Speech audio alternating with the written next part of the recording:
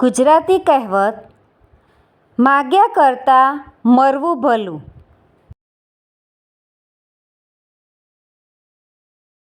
માગ્યા કરતાં મરવું ભલું. અર્થ, સ્વાભિમાન સાથે જીવવું ઓર કોઈની સામે હાથ ફેલાવવા કરતાં મૃત્યુ પામવું સારું. વાક્ય, રમેશભાઈ ખૂબ જ સ્વાભિમાની છે.